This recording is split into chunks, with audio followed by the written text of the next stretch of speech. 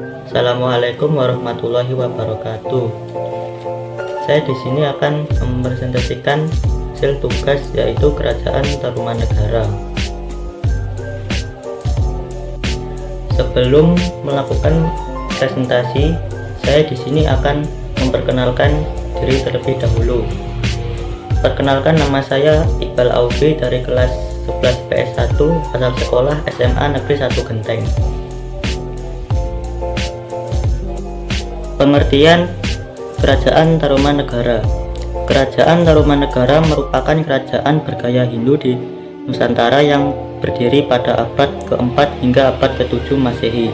Kerajaan Tarumanegara terletak di tepi Sungai Citarum, Jawa Barat. Pendiri Kerajaan Tarumanegara adalah Maharshi Jayasingawarman dari India yang datang ke Nusantara karena kekacauan dan pendudukan oleh pasukan Maharaja Samudragupta Kerajaan Magadha. Kerajaan ini mencapai puncak kesuksesannya pada masa pemerintahan Raja Purnawarman yang memerintah antara tahun 395 sampai 434 Masehi. Di bawah pemerintahannya, rakyat dipimpin dengan bijaksana dan Tarumanegara berhasil menguasai 48 kerajaan daerah. Dari sumber sejarah Kerajaan Tarumanegara diketahui wilayah kekuasaannya meliputi hampir seluruh Jawa Barat. Sejarah Kerajaan Tarumanegara. Sejarah berdirinya Kerajaan Tarumanegara dimulai ketika Maharshi Jayasingawarman dari Salangkayana, India datang ke Indonesia. Setelah diterima oleh Raja Demawarman VIII di Kerajaan Salakanagara, ia menikah dengan salah satu putrinya. Jayasingawarman kemudian membuka wilayah sekarang diperkirakan sekitar Bekasi dan mendirikan Kerajaan Taruma pada tahun 358 Masehi. Jayasingawarman memerintah selama 24 tahun dari tahun 358 sampai 382 Masehi. Setelah kematiannya, aturan itu kemudian dilanjutkan oleh Dharmayawarman. Raja-raja Kerajaan Tarumanegara. Tarumanegara diperintah oleh 12 raja.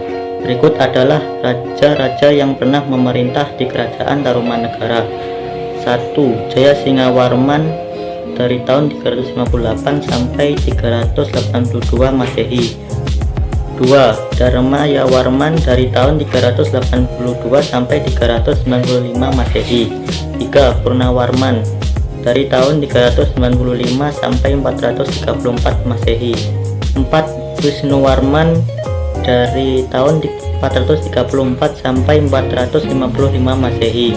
5. Indrawarman dari tahun 455 sampai 515 Masehi.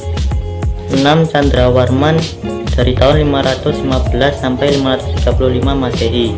7. Suryawarman dari tahun 535 sampai 561 Masehi. 8. Kertawarman dari tahun 561 sampai 628 Masehi. 9. Sudawarman dari tahun 628 sampai 639 Masehi. 10. Hariwangsawarman dari tahun 639 sampai 690 Masehi. 11. Nagajayawarman dari tahun 640 sampai 666 Masehi. 12. Yang terakhir yaitu Linggawarman dari tahun 666 sampai 669 Masehi. Puncak kesuksesan pemerintahan Tarumanegara. Kerajaan Tarumanegara mencapai puncak kesuksesannya pada masa pemerintah Punawarman yang merupakan raja ketiga. Punawarman adalah penganut agama Hindu aliran Vaishnava. Pada tahun 397 Masehi, Purnawarman membangun ibu kota kerajaan yang letaknya lebih dekat dengan pantai. Kota itu bernama Sundapura, nenek moyang dari kata Sunda sekarang. Maharaja Punawarman adalah seorang raja yang pemberani, bijaksana, dan sangat jeli terhadap kehidupan rakyatnya. Pada masa pemerintahannya, Sungai Kumati digali sepanjang 12 km untuk menghindari bencana alam seperti banjir atau kekeringan saat musim kemarau. Perekonomian di kerajaan ini juga makmur, terbukti dengan raja memberikan sedekah 1000 ekor sapi kepada para Brahmana. Masyarakatnya hidup dengan bertani dan sistem pemerintahannya teratur. Di bawah pemerintahannya ada 48 pemerintah daerah yang dikendalikan oleh Tarumanegara. Wilayahnya mencakup hampir seluruh Jawa Barat, mulai dari Banten, Jakarta, Bogor, dan Cirebon. Selain itu, pemerintah Tarumanegara telah menjalin hubungan diplomatik dengan Tiongkok. Adanya hubungan diplomatik juga berarti terjalinnya hubungan perdagangan dan pelayaran antara Tarumanegara dan Cina.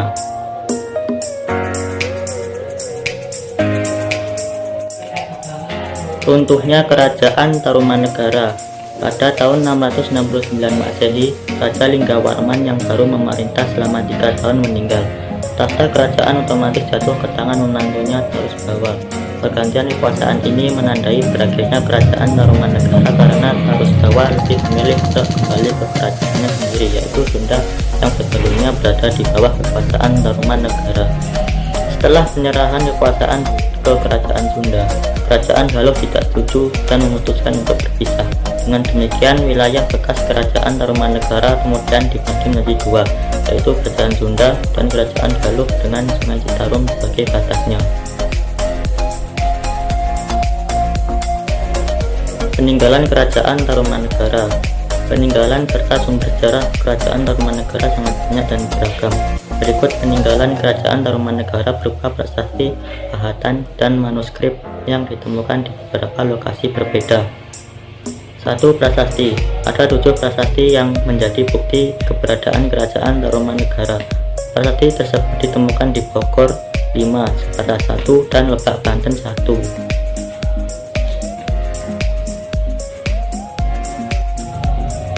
Berikut 7 prasasti peninggalan Kerajaan Tarumanegara. 1. Prasasti Ciaruteun atau Ciampea. 2. Prasasti Jambu atau Koleangka. 3. Prasasti Kebun Kopi. 4. Prasasti Monemen.